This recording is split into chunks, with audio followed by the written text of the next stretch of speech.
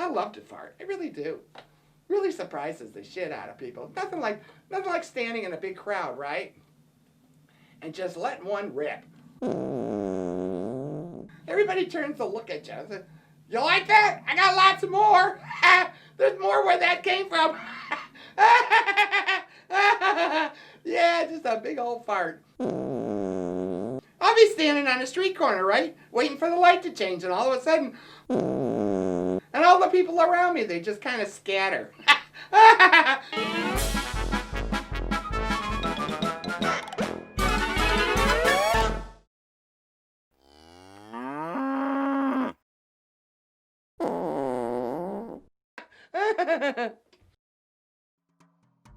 You know, I had amnesia once, or twice, or maybe a few times.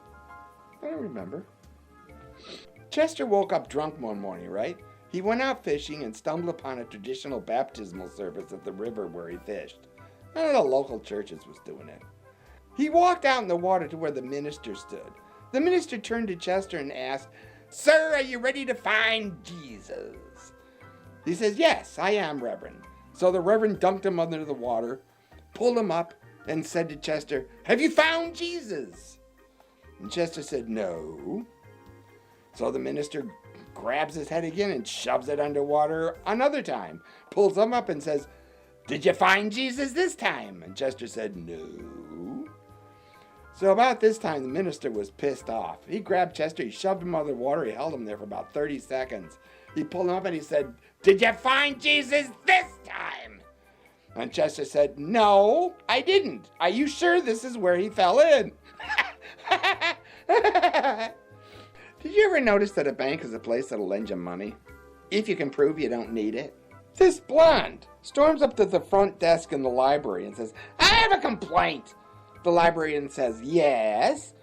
And the blonde says, "I borrowed a book last week and it was horrible." And the librarian says, "Well, what was wrong with it?" The blonde says, "Well, it had way too many characters and there was no plot whatsoever. It was the stupidest thing I ever read." The librarian said, for one thing, the word is dumbest, not stupidest. And second, you must be the one who took our phone book. Floyd enters a barber shop for a shave, right?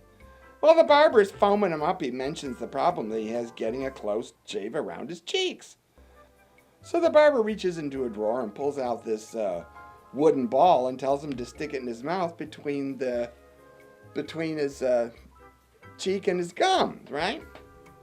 So Floyd puts the ball in his mouth. The barber starts the shave, and Floyd stops him and says, "Hey, what happens if I swallow the ball?" And the barber says, "Oh, don't worry about it. Just bring it back tomorrow like everybody else does." Okay, don't forget to subscribe. Don't forget to subscribe. Tell your friends. Bye.